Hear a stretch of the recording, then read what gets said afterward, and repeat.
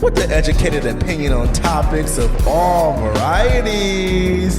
This your boy Bubba, and you already know what I'm about to say, right? You are listening to Bubba's Banter.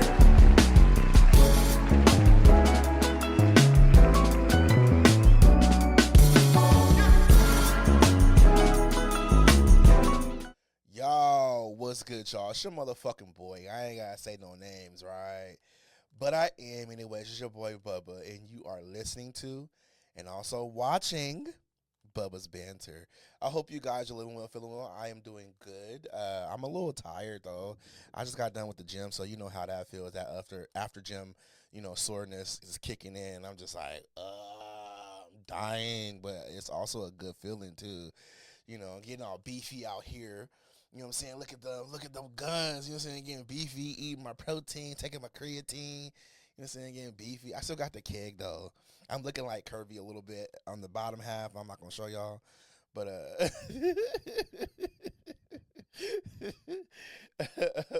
but I'm sexy, though. I'm a beefy Kirby right now. Just to say that. But I love Kirby. When I used to play Smash Bros. Back in the day, Kirby was my go-to guy. Like, my top 5, and I don't want to make this, a gamers podcast, but my top 5 was Kirby, Mario, Fox McCloud, Donkey Kong, and my 5th is a toss-up between Captain Falcon and Link. So, yeah. But yeah, trying to get summer ready, you know what I'm saying? I really don't like using that term summer ready because I always want to look good fit wise throughout the seasons, but let's just be real, sometimes it's hard to deal with that shit when life is hitting you in certain ways. And I think people kind of like they focus on being summer ready too much. It's like, oh, all the other seasons we can just be fat and disgusting and out of shape, but when summer comes we gotta look fit, which I don't understand. I mean, I get it because you want to be outside with your shirt off and you want to wear the hoochie daddies. Because I know I'm going to be wearing the hoochie daddies. But you can wear them hoochie daddies if you fat, girl. Wear them hoochie daddies. If you out of shape, wear them motherfucking hoochie daddies. Let that stomach. Wear them crop tops because I definitely wore my crop tops because my stomach was still hanging. And I was wearing my crop tops. I don't give a fuck. Whatever.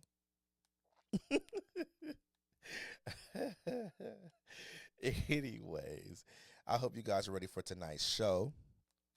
But before we get started, y'all already know what to do, right?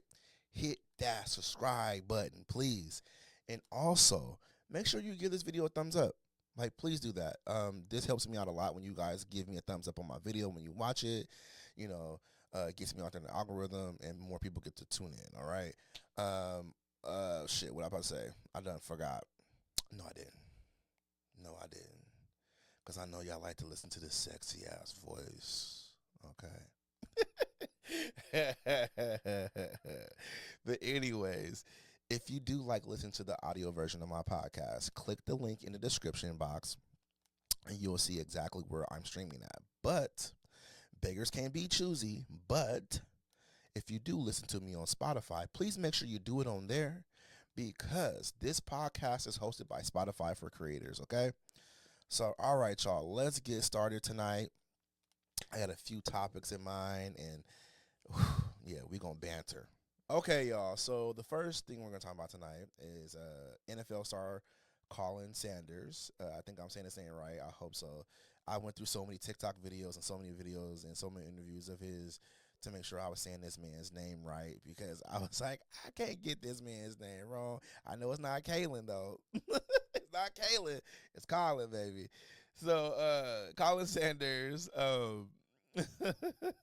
he is launching a LGBTQ plus youth football camp, and I think this is so dope. And I really want y'all to watch the video first and say what he had to say about it. Being an ally is more than just saying that I support, but it's also kind of showing up. Being in the NFL is very, male dominant and heterosexual dominant, and it's not really, feels as if there's not really a space for the LGBTQ community. I'm going to be actually having one of the first LGBTQ friendly camp, football combine camp type of things, just day of play in general, just to get kids out and active. So, that's my goal, is just to, continue to spread positive energy around that. And, because, everybody, football is for everybody.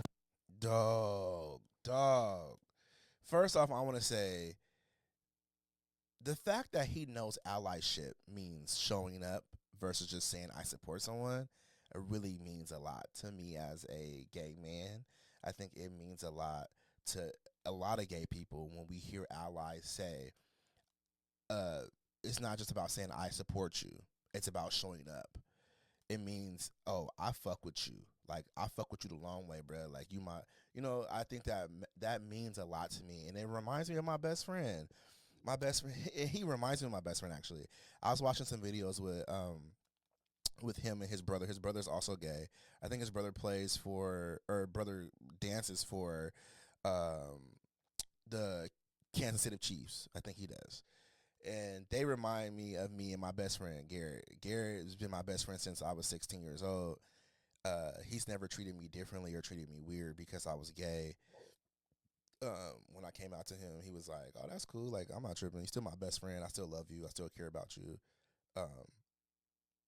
He kept a relationship with me, and he never treated me differently. And so I always feel like he shows up for me the way a real ally shows up. Like, he didn't treat me different. He didn't say, I don't fuck with you or anything like that. He just, like, still loved on me. So I think that's so important about allyship, how allyship looks. And when you see it, you see it. And I have tons of friends in my life who show up in my life the way that I love because they really show the true definition of what allyship looks like to me.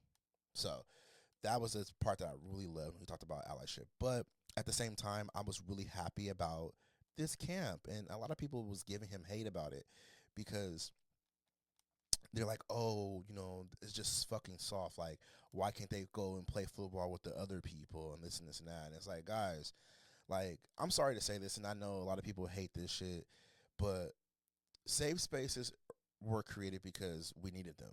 If we didn't need them, they wouldn't be created.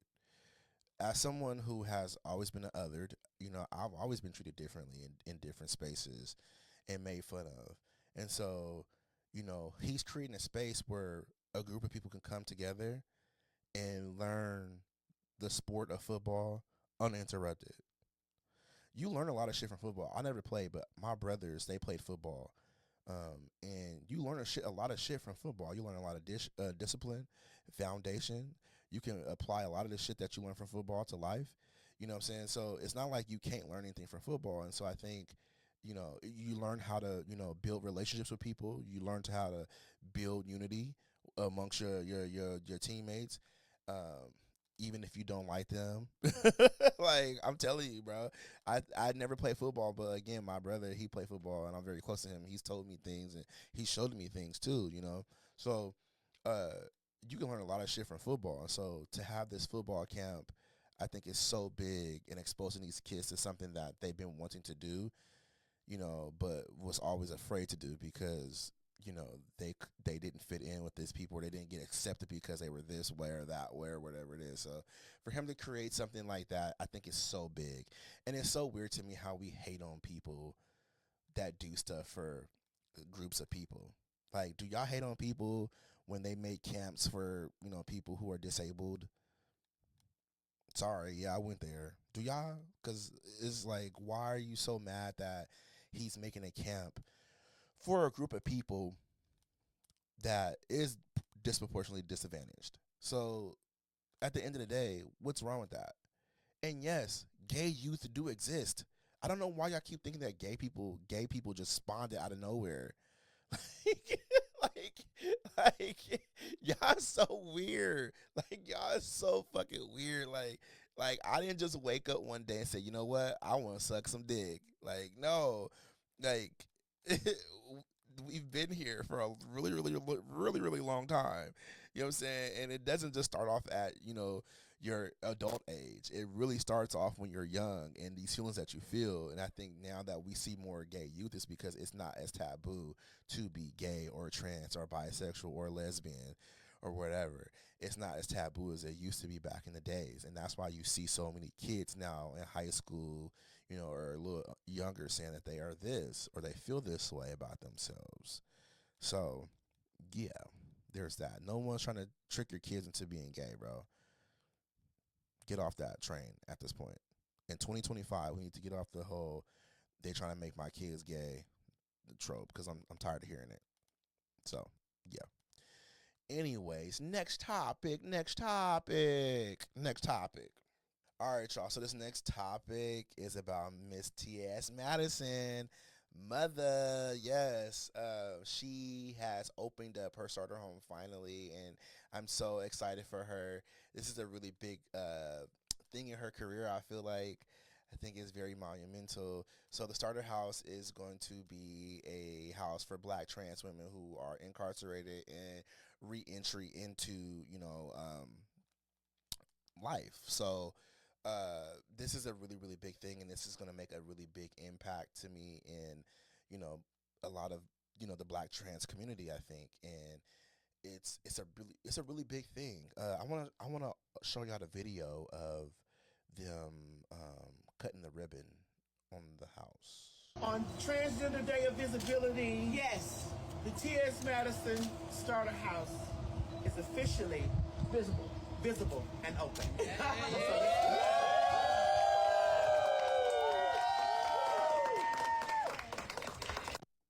This is a really big thing, y'all. Like, I keep going back and forth to it, but like, Black trans women are disproportionately disadvantaged towards their other counterparts. And so the fact that T.S. Madison, coming from most of us knowing her background, she used to do sex work. If you know her and followed her for a long ass time, like I have, that, she used to be a sex worker. She did porn, all those things. And she then started doing like these videos on like Facebook. That's how I found her. I discovered her through a friend of mine. Like, I was in the closet too at the time. So I was in the closet at the time, and a friend of mine exposed me to her, showed me videos of her, and she was cussing out this one woman one time. And ever since then, I just like, I love her. I gotta follow her. And so I was like, I love her. I have to follow her. And over the years, watching a bunch of the Lipton tea time that she would do on Facebook and stuff, and just realizing like Maddie, I feel like connected to her, and she's always like had like, I think, this lighthearted spirit about her that made me gravitate towards her and made me want to watch her videos. She had a lot of like, she was relatable to me, I feel like. And I'm not trans or anything, but she just came off as very relatable the way she carried herself. And so I just always had a love for Maddie, and I just started calling her mama. Like, I'm a Maddie Ma member, like, definitely. So I love Madison. I think this is a really big thing. It's so sad to me though, like, so many people are already hating on her and doing things, that is trying to disrupt this beautiful thing that is happening. I've seen some stuff on Facebook and Instagram where people are like, oh, this house is going to turn into a brothel soon, or they're going to be selling ass out the house and all this stuff. And it's just so sad to me that as Black people, and I'm saying Black people as a whole, not just like, Black LGBTQ people or Black trans people, I'm saying Black people in general, we deal and struggle with the crab in a barrel syndrome. We all want to pull each other down, when one person's reaching up to the top. And it's so sad to me, because at the end of the day, why can't you just say, this is fucking dope, and support her for doing something good?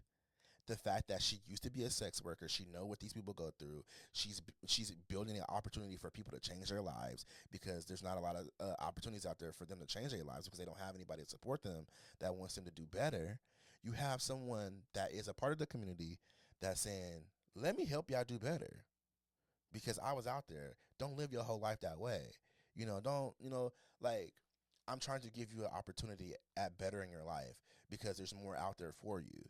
And so it's so weird to me how we can't see that as a positive, but we see it as a negative because y'all think she gonna be some motherfucking pimp of the brothel.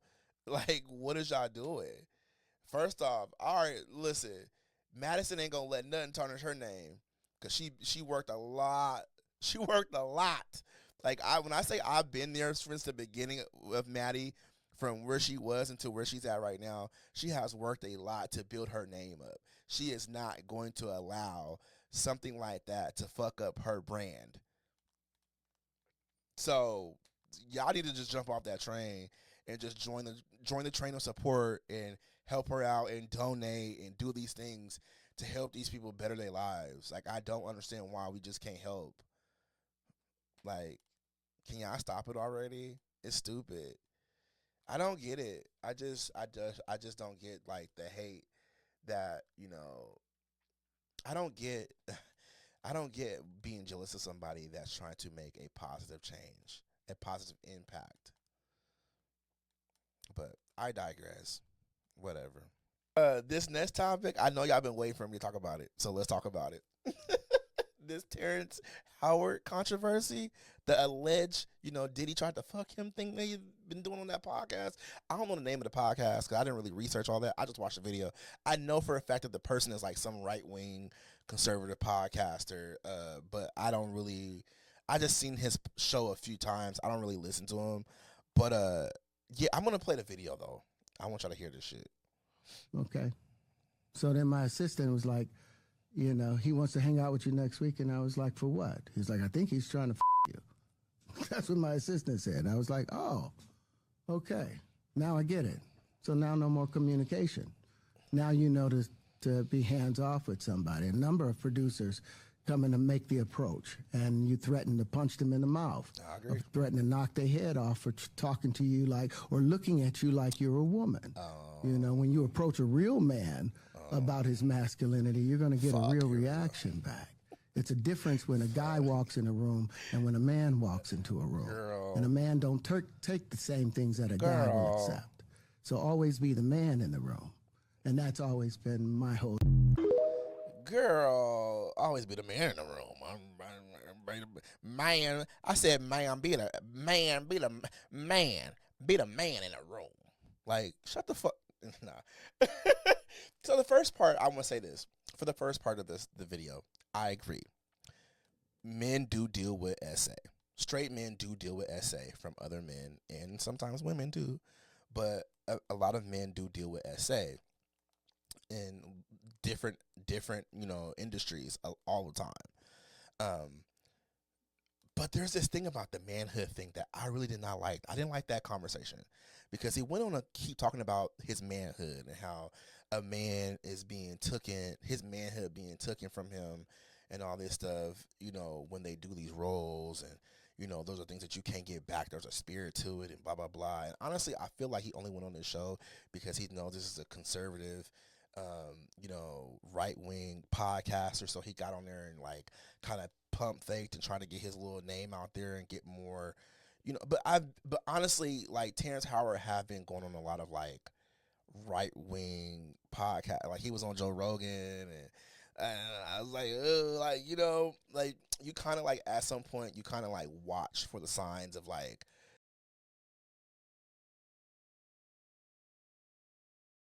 and I feel that some straight men will put themselves in, environments that they don't want to be in unless it's giving them the check that they want to give. Because, motherfucker, you was on Empire for how many motherfucking years? And the showrunner and the producer is both gay? Come on, Lucius. Come the fuck on. Lucius might not been a gay character, and that's cool. But come on, motherfucking Lucius. You was around faggotry all motherfucking day. Like, and I know he got a good check being on Empire because that show was big back in the day on Fox. Empire was huge as fuck. Empire was a huge motherfucking show. Like, honestly, I feel like 10 years from now, that show could get rebooted. It really could get rebooted for like a season or two. Like, I honestly think that it could, or a spinoff could happen eventually. Personally, to me, I think so. But I I still think that, all the things that he was talking about when it came to talking about, my man card means everything to me, that shit's so harmful because for me as a gay man, when I hear straight men say that, I'll be wanting to punch y'all in the motherfucking mouth because you think because I like taking dick in my butt or in my mouth sometimes, I'm not a man no more? What the fuck is wrong with y'all? What is wrong with y'all? It's homophobic as fuck, and it's toxic masculinity at its finest. And I know y'all hate that word. I know some of y'all that listen to me and some of y'all that follow me on Instagram and TikTok and all the other places and spaces. I know y'all fucking hate that phrase, toxic masculinity. But this is exactly what toxic masculinity fucking is. Like, the simple fact is that you think that doing gay characters, kissing a man, doing all these things, means so much to you, and it takes away from your manhood. It means you gay. No. Stop being homophobic, bro. Stop. And the homophobic shit, a lot of times is calling from the house. It's a calling from the house, bro. Can you please let me out? Honey, can you please let me out? Because I need to come out, honey. Like, that's low-key what it be. Because I'm going to keep a G real with you. Years ago, I always thought Terrence Howard was a little funny. He gave me Prince. Like, he gave me a little... Like, Terrence Howard always gave me sassy. When he played, what's the name in fucking Hustle and Flow, I thought he was sassy back then. He's been a soft-spoken man for a long time. So I always thought he was a little sassy. That wasn't smooth to me. That wasn't cool, brother. That wasn't an 80s cool, brother. That was a 90s sassy shit. That's some sassy shit. Like, and I hate using that word sassy, but I feel like it's good to use right now. Because I like Terrence Howard no matter what. Like, he's still a great actor. Like, no matter what you say about Terrence Howard, he's fucking a great actor, bro. He really does his work, and he's fucking dope at what he does. Like, he's the man, bro. But, like, it's so weird to me that this conversation is even started up. And I think it goes back to this whole thing of, black actors always keep bringing up this, the breaking of the buck, like this tale of the breaking of the buck. Yes, I know that, black men in slavery days used to get molested by the masters, to break their spirits and shit like that or whatever it is.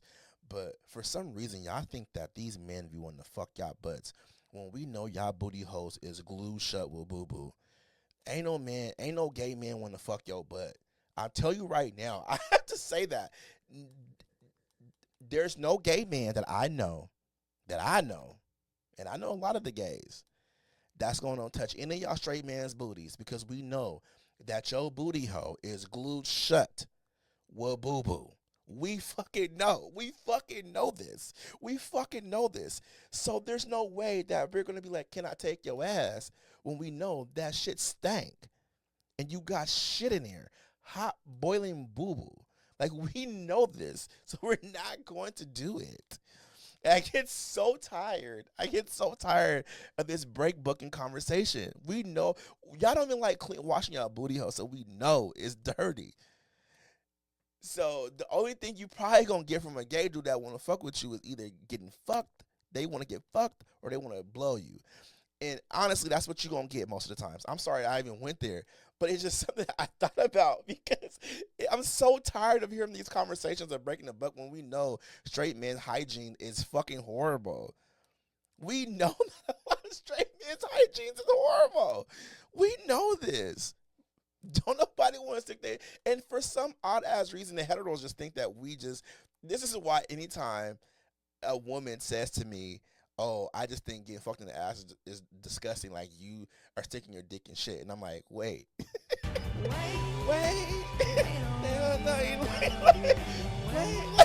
Wait. No, honey, we actually do a process to clean that shit out. So, like, what are you talking about? Like, we not just sticking our dick in some dirty mud, baby. Like, we gotta clean, we gotta prep, and then we get smashed. You know what I'm saying? Like, what in the fuck are are you guys thinking about when it comes to that? I really don't understand it. I don't. I've been trying to understand it, but I don't understand it. I'm so sorry. I'm so sorry. I'm so sorry. I had to get on that tangent right quick. But no, it's just funny to me because I feel like, when it comes to black actors, I think that a lot of them talk about this shit a lot when it comes to doing roles. Like, oh, I can't do a gay role because me doing a gay role as a black man is gonna take away from my manhood. They always want to make the gay or the black men do the gay roles and make them wear dresses and make them do this and do that and kiss men and this and that. And I always feel like, well, when you go in for roles, like some of these characters, they know, like, okay,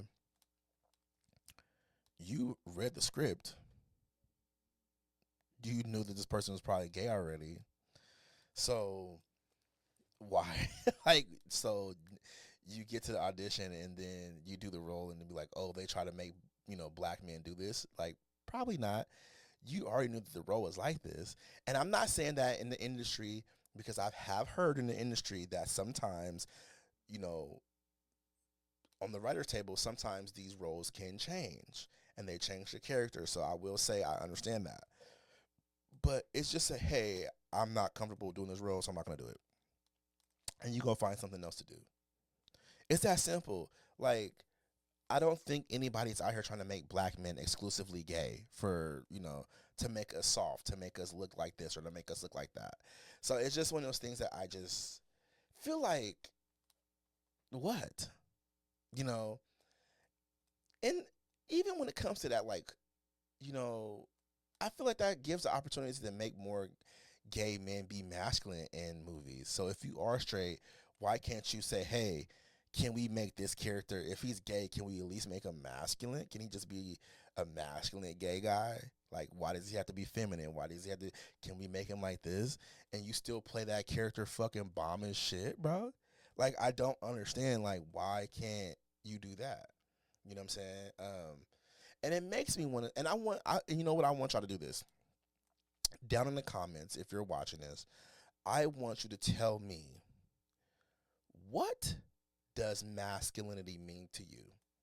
And I'm going to do a whole YouTube video on it. So what does masculinity mean to you? So if you are watching this video and you made it this far, get down in those comments and tell me exactly what you think masculinity means to you. Please do it. Okay, y'all, we got the end of the show. I just want to say thank you guys for liking, sharing, subscribing, and supporting me. I got some new shows coming up soon, some YouTube videos that I've been working on. I got some stuff going on. I want to start making vlogs very soon, like me at the gym and stuff like that, because the boy getting a little beefy and shit. Might start doing some little videos at the gym.